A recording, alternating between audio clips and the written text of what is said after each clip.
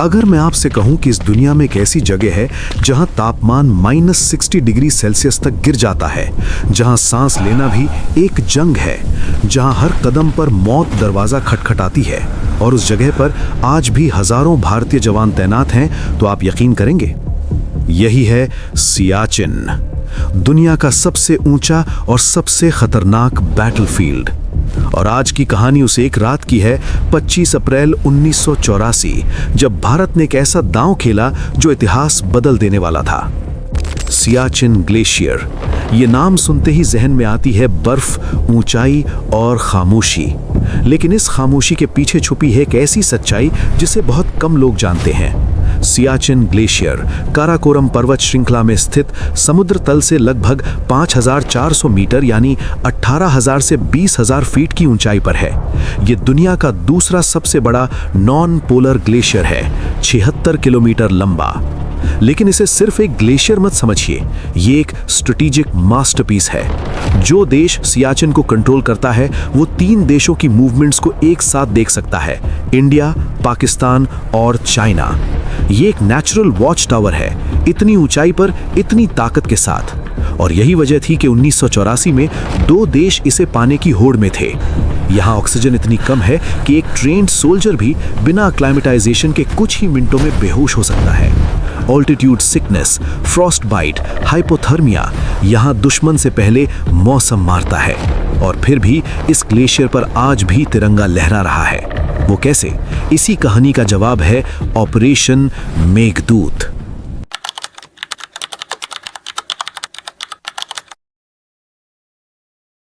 साल था 1983। इस्लामाबाद के एक बंद कमरे में पाकिस्तान आर्मी के कुछ सीनियर जनरल्स बैठे थे। सामने थी एक मैप सियाचिन ग्लेशियर की। पाकिस्तान के स्ट्रेटेजिक प्लानर्स एक बात समझ चुके थे जो इंडिया अभी तक इग्नोर कर रहा था। सियाचिन का कोई क्लियरली डिफाइंड ओनर नहीं है। 1972 के शिमला अग्रीमेंट में लाइन ऑफ कंट्रोल यानी LOC सिर्फ NJ 9842 पॉइंट तक डिफाइन की गई थी। उसके आगे का इलाका जहां सियाचिन है ऑफिशियली किसी के नाम नहीं था। मैप पर एक डॉटेड लाइन और उस डॉटेड लाइन के आगे था एक खाली वैक्यूम। पाकिस्तान की सोच थी अगर हम सियाचिन पर फिजिकली कब्जा कर लें तो इंटरनेशनली ये हमारा टेरिटरी बन जाएगा। इसी सोच से जन्म लिया ऑपरेशन अबाबील। अबाबील एक पाकिस्तानी शब्द उस पक्षी के लिए जो अपने घोंसले की रक्षा करता है। पाकिस्तान की प्लान थी simple but deadly.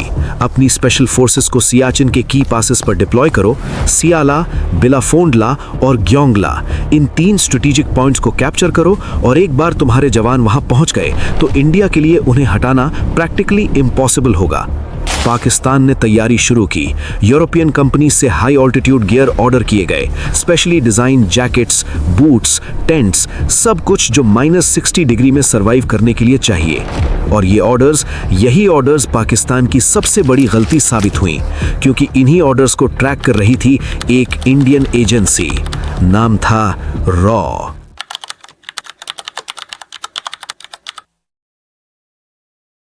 Research and analysis wing, Bharat की फॉरेन इंटेलिजेंस एजेंसी। 1984 की शुरुआत। रॉ के ऑफिसर्स को एक अनयूजुअल पैटर्न दिखा।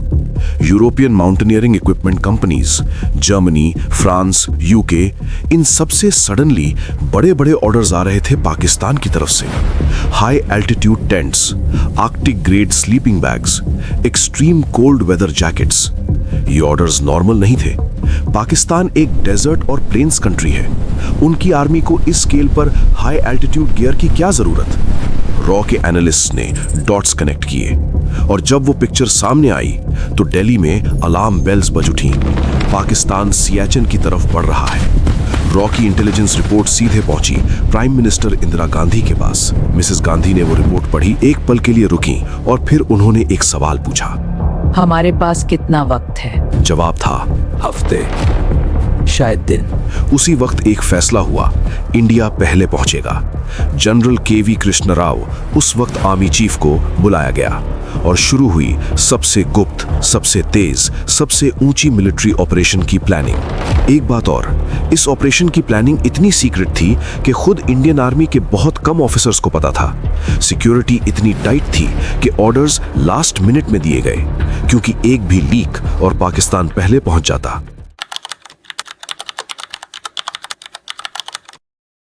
अब आता है वो हिस्सा जो इस पूरी कहानी का सबसे रोमांचक चैप्टर है, ऑपरेशन मेघदूत। मेघदूत कालिदास की वो फेमस संस्कृत कविता जिसमें एक बादल संदेशवाहक बनता है, एक बादल जो पहाड़ों को पार करता है। और इस ऑपरेशन में भी भारतीय जवान उन पहाड़ों को पार करने वाले थे जहां कोई नहीं गया था। प्लानिंग का नेतृत्व किया कर्नल एन कुमार ने, जिन्हें बुल कुमार भी कहते हैं, एक लेजेंडरी माउंटेनियर और सोल्जर। वही कर्नल कुमार जिन्होंने पहले सियाचिन का सर्वे किया था और जानते थे कि ये टेरेन कैसा है। बुल कुमार ने एक बात क्लियरली कही थी, अगर हम पहले नहीं पहुंचे तो फिर कभी नहीं पहुंच पाएंगे। प्लान था 13 कुमाऊं रेजिमेंट के सोल्जर्स को हेलीकॉप्टर से और पैदल सियाचिन के की पासेस पर डिप्लॉय करना। चैलेंज था कि ये सब इतनी सीक्रेटली और इतनी क्विकली होना था कि पाकिस्तान को भनक भी ना लगे। लॉजिस्टिक्स नाइटमेयर था, माइनस टेम्परेचर्स में हेलीकॉप्टर ऑपरेशंस, ऑक्सीजन की कमी और ऐसे रूट्स जहां पहले कभी ऑर्गेनाइज्ड मिलिट्री मूवमेंट नहीं हुई थी। ऑफिसर्स को ऑर्डर्स मिले, पैक करो, कहां जाना है बाद में पता चलेगा। सोल्जर्स ने पूछा नहीं, इंडियन आर्मी में ऑर्डर्स होते हैं, क्वेश्चंस नहीं। और फिर आई 13 अप्रैल 1984 की रात।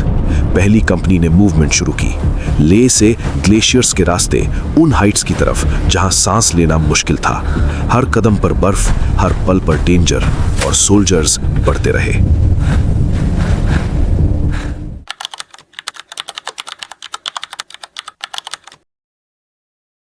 25 अप्रैल 1984 सुबह के धुंधलगे में सियाचिन ग्लेशियर पर एक तिरंगा लहराया। बेलाफोन ला ऑल्टीट्यूड 5450 मीटर पर कैप्टन संजय कुलकर्णी की टुकड़ी पहुंच चुकी थी। सिया ला पर मेजर राजीव पनवार की कंपनी ने पोजीशन ले ली थी। सोल्टोरो रिज, वो स्ट्रेटेजिक रिज जो पूरे सियाचिन को कमांड करती है, उस पर भारतीय तिरंगा था।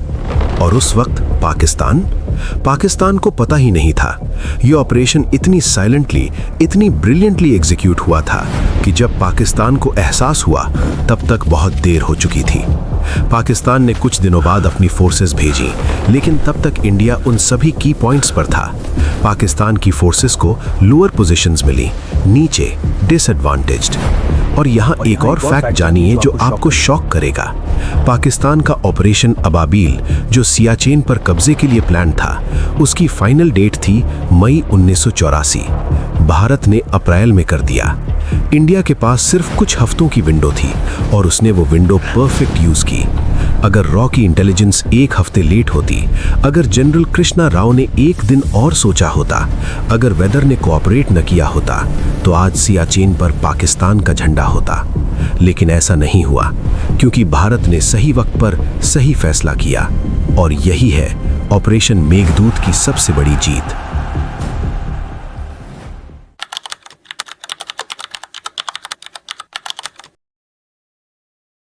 ऑपरेशन मेघदूत 1984 में हुआ, लेकिन सियाचिन की कहानी 1984 में खत्म नहीं हुई।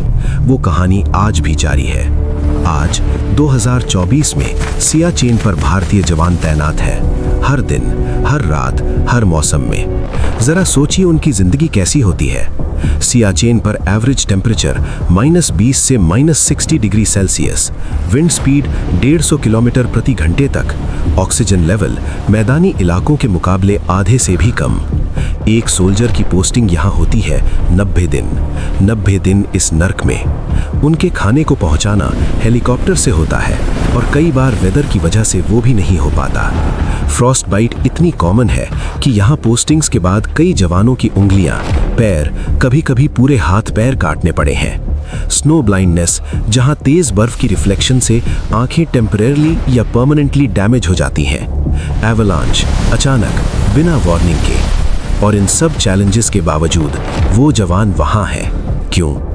क्योंकि सियाचिन छोड़ना इंडिया छोड़ना है। एक ऑफिसर ने एक बार कहा था, हम यहाँ नहीं रहते, हम यहाँ सरवाइव करते हैं, और सरवाइव करना ही हमारी ड्यूटी है। इन जवानों के नाम आप अखबारों में नहीं पढ़ते, इनकी वीरता टीवी पर नहीं दिखती, लेकिन हर रात जब आप अपने वार्म बेड में सोते हैं, तब भी वो -60 में अपनी पोस्ट पर खड़े हैं। यही है असली वीरता।